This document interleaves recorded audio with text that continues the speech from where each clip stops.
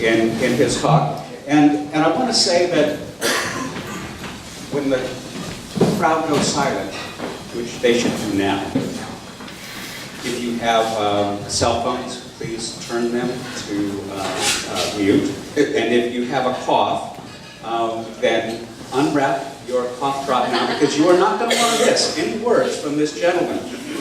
When that moment happens, that the symphony prepares, and the conductor raises the baton, really there are two virtuoso conductors there. Alan Silo, as executive director, is the person who makes a lot of things happen to bring us the support that allow us to participate in the symphony and to grow in that beautiful way. So I've got some notes to read here to give you a little background so you'll know who is talking to you. Alan Silo has been executive director of the Santa Rosa Symphony since July of 2002.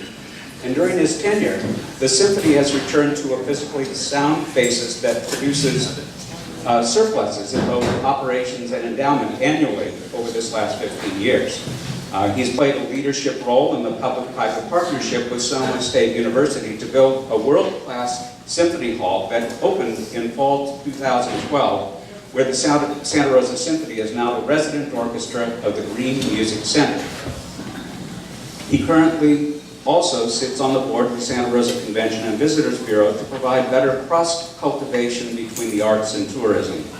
His accomplishments were recognized with a nonprofit leadership award for innovation, community engagement, and growth given by the North Bay Business Journal in October of 2012. Alan Silo graduated Phi Beta Kappa with an undergraduate BA degree in economics with honors from the University of Wisconsin-Madison, and a master's degree in public administration from Princeton University's Woodrow Wilson School of International and Public Affairs. He's married to a lovely and talented university professor with one son who currently lives and works in Berlin, Germany. He lives in Oakland. Ladies and gentlemen, Alan Silo.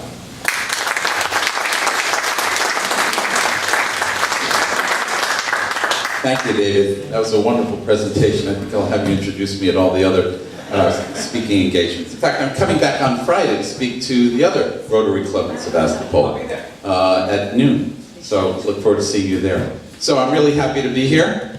I should tell you, when I first moved here in the summer of 2002, where did I live? Sebastopol. So I was here that first summer. I remember we had moved here from Ohio, and a neighbor came by to welcome us, and he said, "You're from back east, aren't you?" And I said, well, yes. And he said, "I could tell from your aura." And I looked at Teresa and I said, "Yes, we are in California." I was so excited to be here. It was tremendous. Nevertheless, I'm here to talk about something near and dear to my heart these days, and that is the Santa Rosa Symphony. So first, let me have a sense of who here has come to hear us at the Green Music Center. Great, my talk's over. Thanks. Okay. So I'm here to give you some inside scoop, and I'm very aware. Scott and Mark have told me exactly when the hook comes. So I'm here to talk about something that a lot of people don't know about, which is how do we choose our music director, right? The music director is responsible for lots of things, and it's very important to understand that his title is not conductor, it's music director. And we've only had 4 music directors in what is now 89 years. Santa Rosa Symphony is the 3rd oldest professional orchestra in the state of California after the LA Philharmonic and the San Francisco Symphony. That's really saying something. And in fact, 3 of those 4 music directors are still with us. Corrick Brown, Jeffrey Kahane, and now Bruno Ferrandis. Bruno Ferrandis' last season will be next season, in which he will have been with us for 12 years. And you know, all of you are in business, so you all have had the experience of having to hire someone, right? And normally, you have maybe a couple of weeks of finding somebody really good. Well, in my line of work, finding a music director, we need about 2 years to really thoroughly vet and find the right person for this important position. And so we started with a search committee last January, made up of 4 musicians from the orchestra, 5 board members, and myself. By the way, we have some wonderful Sebastopol residents on our board, which is really great to have that input. And so we met and we decided to put together what kind of person are we looking for. And someone from another orchestra sent me this description of the kind of skill set we need in a music director, which I find quite fascinating. So let me read it to you. Help wanted music director. Must be superb conductor with international reputation. Outstanding all-around musician. Has a good ear for up-and-coming performers. World-class concert programmer. Great personnel manager. Skilled negotiator. Smooth button man or woman. Fine administrator. Intensely articulate and good with the news media. Schmoozer extraordinaire. Charming as needed. Agreeable to acting as lobbyist. A generally exciting individual. Ability to pack in audiences a must. And fondness for wine and fine cuisine is a plus. I think we should have added can walk on water as well. It's pretty darn challenging. So we worked hard. We did not advertise this position, actually, because the word of mouth gets out that a music director position of our reputation in the kind of hall we're in attracts a lot of people. And we know a lot of people, so we reached out to a lot of people in the industry. And we looked truly nationally and internationally. We ended up with about 70 applicants. We narrowed it down to 10. Then we did Skype interviews with them, and then we selected 5 candidates.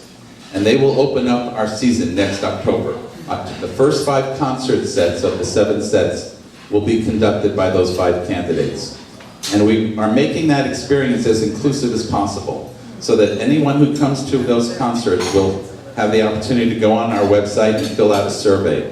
And the summary of audience feedback will come to the search committee. The musicians will all fill out a survey, and those summary conclusions will come to the search committee. And then eventually, in February of 2018, the board will make a final selection. So along the way, we did something, and I think this will be fun and informative at the same time for all of you. So I want you to pay a lot of attention, because I'm going to ask you afterwards, who do you think we should hire? We put together a 15-minute film that's on our website interviewing these 5 candidates, all answering the same questions. And given the time span I have, you're not going to be able to see the whole film, but I'm going to show you about 10 minutes of that film.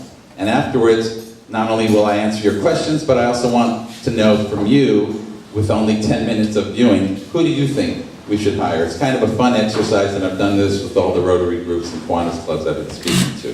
So without further ado, Scott knows how to do this. Let's bring it on.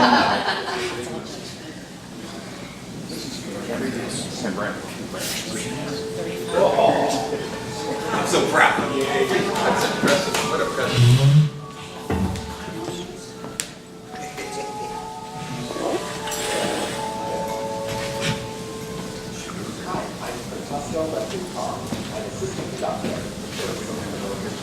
Very big. I was born in San Francisco. The computer sound has to go up too. Colorado. Computer, Jerry. Computer. Computer. That's up already.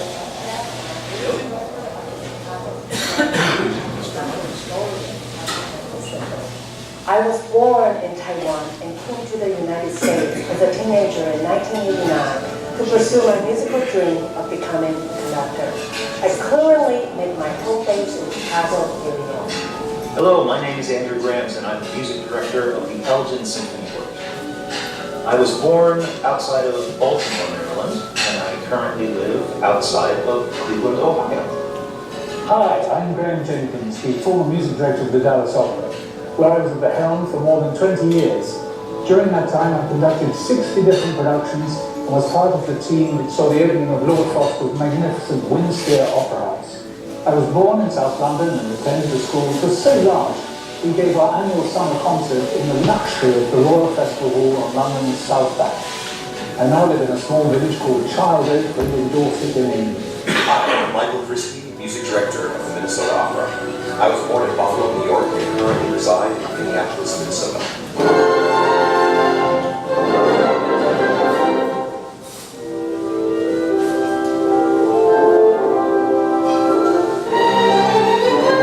What made me want to be a conductor? I've always loved orchestral music much more than solo or chamber music, and playing in an orchestra has always been the most fun thing that I've done. And I was a professional violinist in and around New York City for a number of years, and I was young and foolish enough to try my hand at conducting, and it stuck. So I started wanting to become a conductor when I was playing in youth orchestra. I was very lucky to start conducting in high school, and I'll never forget that first time, getting in front of all of my friends and getting to conduct, this little Tchaikovsky piece. But it was such a remarkable experience, getting to bring everyone together and make such amazing music. When I played in the orchestra for the very first time at age 10, I was completely drawn to the person on the podium, the conductor who helped to make the biggest sound in the room, only through body language. It was like magic. So I ran home to tell my parents that I wanted to be a conductor to play the largest instrument possible, the orchestra.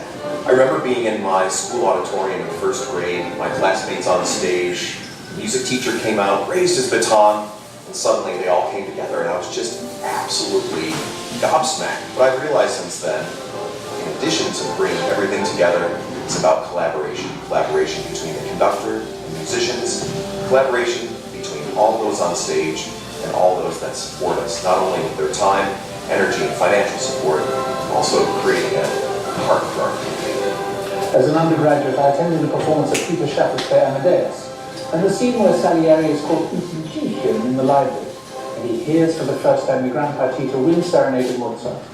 He hears a simple, rusty, squeeze box accompaniment, and then an oboe enters, a single note high above the stage, creating a sound further unfulfillable.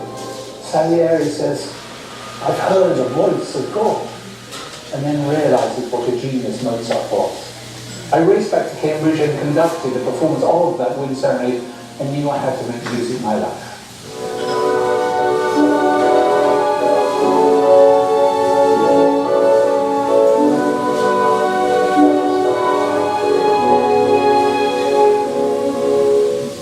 I've had so many mentors influence me as a musician and conductor. I can think of two terrific artistic mentors, Franz Belzer-Must of the Cleveland Orchestra and Robert Spano of the Atlanta Symphony, who've really helped me through these 2 decades. Otto Werner Mueller was the best teacher I ever had. He taught me not just about conducting an orchestra physically, but he taught me about composition, how the great masters composed their music, what makes a masterpiece, and why. He was easily the very, very best teacher I've ever had. The late Otto Werner Mueller, I feel very fortunate that I had a couple of years to study with him and learn so much from him about music, but also an incredible amount of respect for the composer's intentions, and how to kind of decipher that within a score. My first job was as assistant conductor of the Milwaukee Symphony Orchestra, and I worked with music director Ado Devart. I'm very lucky to work with someone with so much experience as music director with many orchestras across the world. At Cambridge, the composer Robin Holloway nagged me to change from studying economics to music, and then at the Royal College of Music, Sir David Wilcox guided me through the choral repertoire. And then orchestrally, Norman Del Mar, the great Richard Strauss specialist, opened my mind to asking the why behind a composer's notation. Then at Glyndebourne Opera, I was the assistant to Bernard Haitink and Simon Rattle, and saw their master in the art of conducting. Haitink uses his baton rather like Rodin would sculpt one of his masterpieces, saying little, moving little, but the language of his hands showing the players exactly what sort of sound, what sort of attack he wanted. Robert Spano and Donald Ronicles at the Atlanta Symphony, they helped open many doors for me and show me what's possible when you think outside the box and really go with your passion. Mary Malsop of the Baltimore Symphony, who has been such an inspiration for me in almost every way. And Paul Freeman of the Chicago Sinfonietta, who helped me to discover the beautiful world of championing for diversity and inclusion through innovative programming.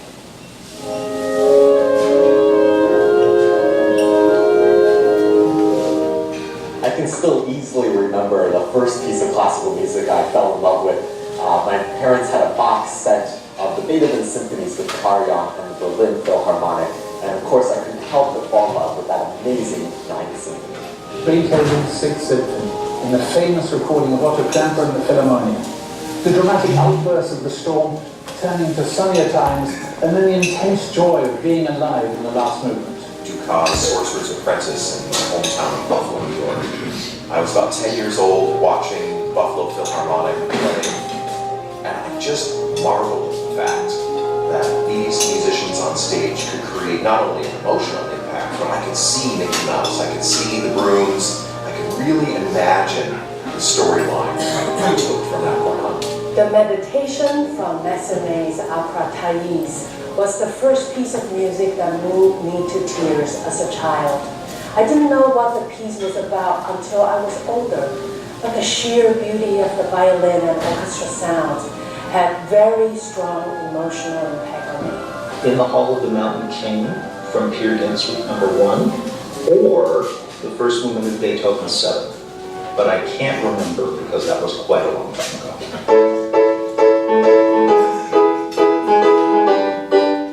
Viva La Vida by the cool band Coldplay.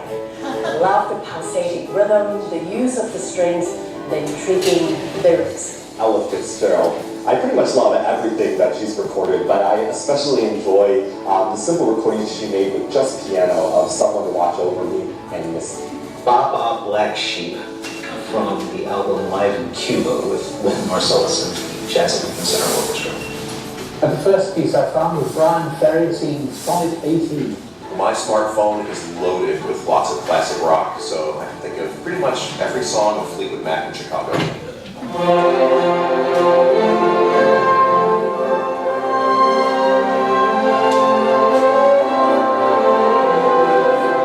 So the amazing thing about going to a symphony orchestra concert is you're having this amazing shared experience with everyone in the audience, hearing the same music at the same time. But at that same moment, you are having a very personal experience. You are connecting to the music on a very individual level. You are connecting with the performers on stage in that moment. You're connecting with your fellow audience members, and you're being inspired by this wonderful music. Everyone who attends a symphony concert should come away feeling inspired, comforted, uplifted from a musical journey through the unique communal experience created from the collective musical energy on stage. It is what I call a circle of energy. The more we as performers give our all, the more the audience will respond back to us. In one word, transformative. In this hectic digital age in which from waking to sleeping we are the servants of our electric devices, coming to a concert should be an oasis. To leave one's daily worries in the foyer and to listen to the expertise of the players and to enter into a great composer's sound world. To come to a symphony concert is to let your imagination roll. Coming to a symphony orchestra concert should be an event. From the moment someone leaves their home, experiences the performance, and returns. The concerts have to be fun, engaging, some surprises here and there, which should really communicate, touch their hearts. The emphasis on fun, I think, is the most important thing from the moment that they arrive at the venue until the moment that they leave the venue. If you can come, maybe see some friends, have a nice glass of wine before the concert, maybe attend a pre-concert talk, just to learn a little bit about what you're going to hear, and then afterwards, go out and have a good time somewhere else. All right.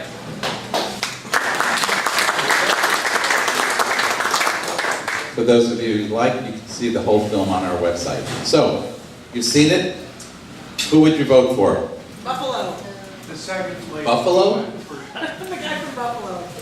Oh, the guy from Buffalo. Okay. It's like the young guy from San Francisco. The young guy from San Francisco, that was the first guy, Francesco Leccichon, born in San Francisco. The woman. The woman, Mayan Chen? Yes. Right? The last guy with the vest. The woman. From Oh, England. the last guy, Andrew Grams. Yes. Right. Not the guy that had $8 Well, right, not the reader, not the guy who read, not the guy from England, right. Well, it's a pretty interesting smattering of interest, so hopefully you all come see for yourself, starting next October. And of course, for those of you who come to our concert, you know we're continuing to perform at the Green Music Center. Our next concert is the last weekend in March. So, any other questions about the symphony? Yes, What's sir. your vote so far? Excuse me? What's your vote so far? My vote so far is I'm on the committee, and so I selected all 5 of them. And so we have to wait and see when they come, really how it plays out. Yes. Are you familiar with Mozart in the Jungle? Right, yes. Which one is closest to Rodrigo? Well, you guys are asking some very personal questions here. Yeah, it's a good group. Next question.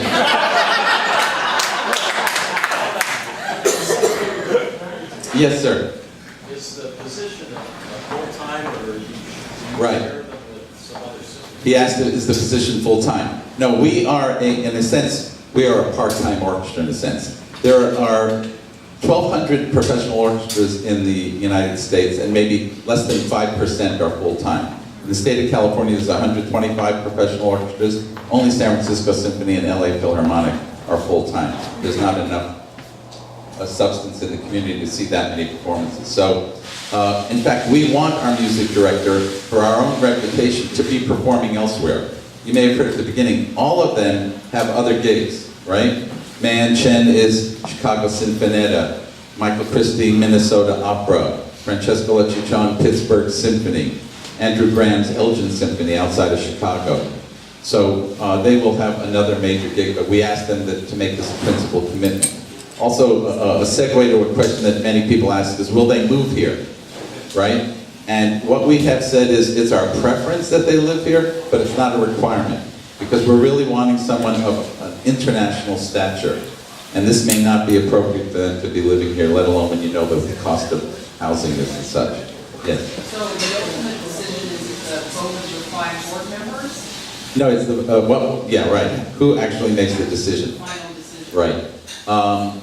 You know, I put forward an idea, well, when the audience fills out the survey, we could ask them for donations, and whoever gives the biggest donations, that's who we'll hire, but that idea got killed, I don't know why.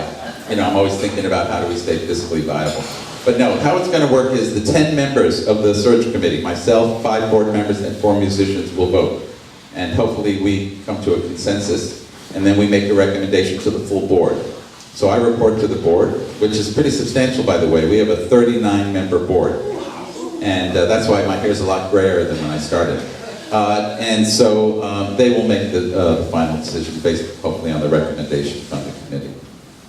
Yes? Do composers ever become musical directors? How often does that happen? Is that something that you encountered during your...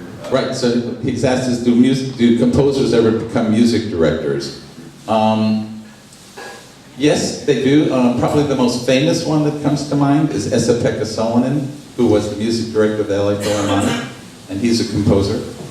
So I wouldn't say it's common. What's more common is they are a musician in an orchestra, let's say, and then they move to wanting to be the guy on the podium waving the baton. But there are examples of people who were composers who became conductors. Looks like Scott's standing up. We got one final question. The symphony has a program now that will permit somebody who's a ticket holder or a subscriber to invite and for free bring a person who is 17 or younger. Tell us more about that. Right, so, you know, in encouraging younger people to come to our concerts, if you're a season ticket holder, and you can invite someone from 7 to 17 to accompany you, and we'll provide a free ticket. You just need to call the box office and let them know, so we're happy to have them there. All right, thank you for the question. Thank you all for listening.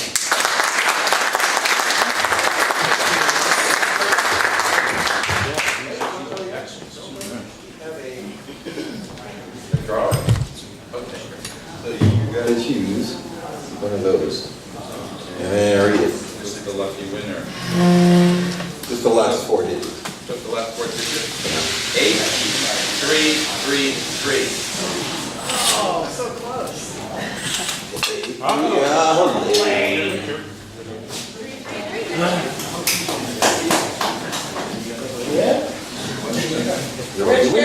have, for you, we have a speaker gift, in case you have some musical notes.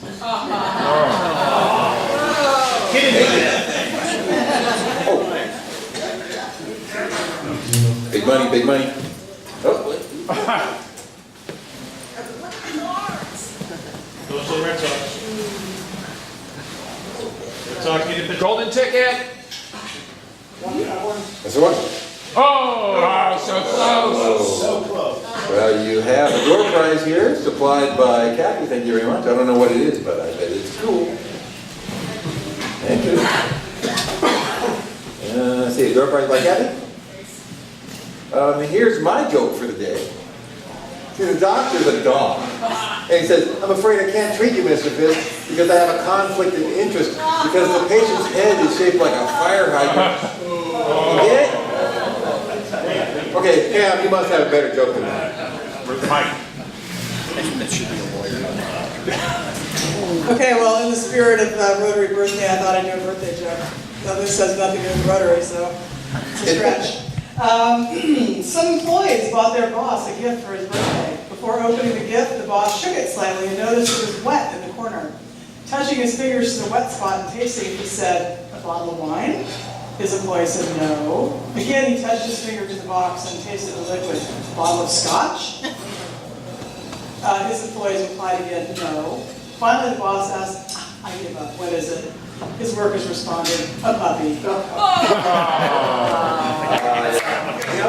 I remember that from like Boy Scouts. That was a Boy Scout. Well, anyway, thank you, everybody. Thanks to our speaker. Joe, happy trails. Happy trails to you.